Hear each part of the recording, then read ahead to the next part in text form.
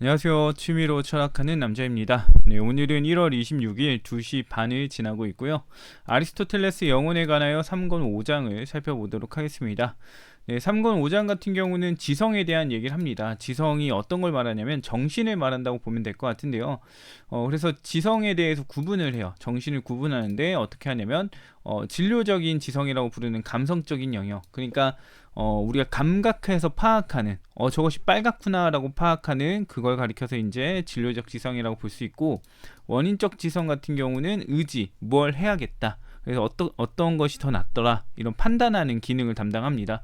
우리도 이런 부분을 구분을 하죠. 엄밀하게 구분을 하면은. 그래서 감성과 이성 이렇게 언급하기도 하고 하는데, 아리스토텔레스도 그 부분에 대한 구분을 하고 있다 라고 보면 될 것 같고요. 그 다음에 알의 종류를 두 가지로 또 얘기를 합니다. 그 부분도 간단하게 볼 수 있을 것 같아요. 한번 자세히 살펴보도록 하겠습니다. 지성의 구분을 나누는 부분인데요. 지성을 둘로 나누고 있습니다. 아리스토텔레스는. 그래서 진료적 지성과 원인적 지성으로 구분을 하는데, 진료적 지성 같은 경우는 진료를 가진 것과 상호작용을 한다. 그렇기 때문에 진료적이다 라는 식으로 뉘앙스가 나와요.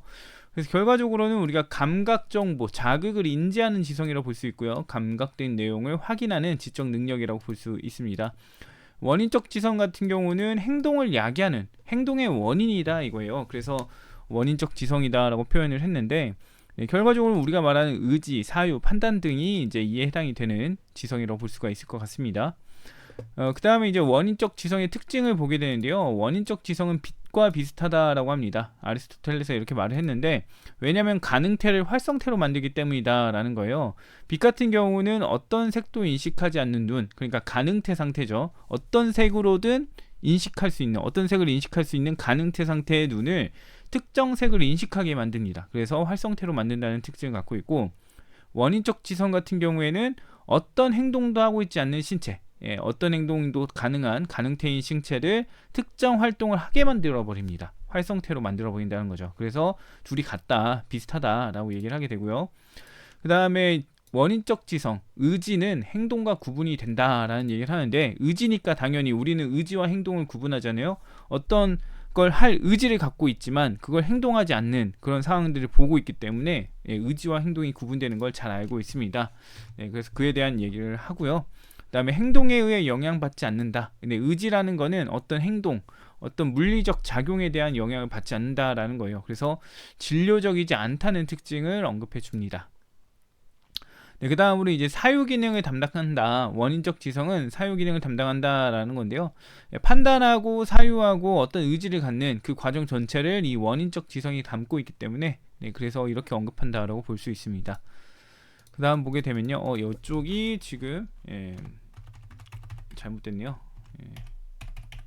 이 부분을 잠깐 수정을 할게요. 이게 사이즈를 잘못하다 보니까 이렇게 된 것 같은데. 그 다음 보겠습니다. 그 다음에 이제 행동과 분리가 가능하다라고 합니다. 그러니까 의지와 행동은 분리가 가능하다는 얘기 앞서 했죠.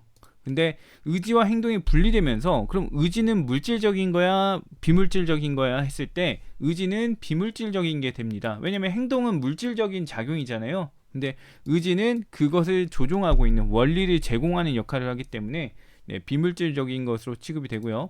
비물질적인 것이기 때문에 이거는 소멸하거나 뭔가 닳거나 이런 것이 없습니다. 영원 불멸하다라고 할 수가 있고, 이거에 대해서 이제 또 언급하는 게, 원인적 지성은 우리 자신이라고 여겨지는 거예요. 이렇게 상세하게는 안 나오는데, 이성, 그러니까 의지를 갖고 판단하고 생각하는 거를 원인적 지성이라고 했는데, 이런 기능을 하는 걸 가리켜서 우리는 우리 자신이라고 여긴단 말이죠. 그렇다 보니까 지금 원인적 지성은 비물질적인 게 되는데 영원 불멸하다고 했으니까, 우리는 우리 자신이 영원 불멸하다는 거를 파악할 수 있는 거예요. 이제 이 얘기대로면.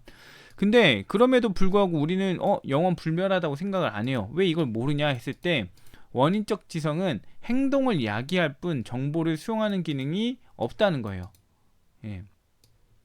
그래서 그렇다는 건데, 잠깐만요. 이게 무슨 말이냐면은, 지금 우리는 지금 개인이 삶을 살면서, 어떤 개인이든 어떤 개체든 간에 삶을 살면서 언젠가 태어난 다음에 죽음을 맞이하잖아요. 근데 이 원인적 지성은 죽어도 유지된다라는 특징을 갖는다라는 겁니다. 그래서 우리가 한 사람이 이렇게 살아서 이렇게 살다가 죽었다 이거예요. 예.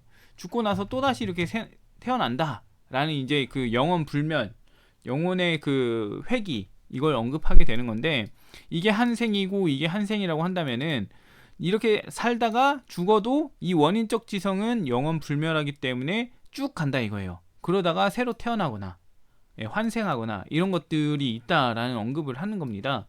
그런데 만약에 이 말이 맞다면은 우리가 이렇게 살다가 죽었다가 다시 사는 이 과정에서 계속해서 지성이 작용하고 있기 때문에 이때에 대한 기억이 있어야 되는데 왜 없는 상황이지? 이렇게 가는 거죠.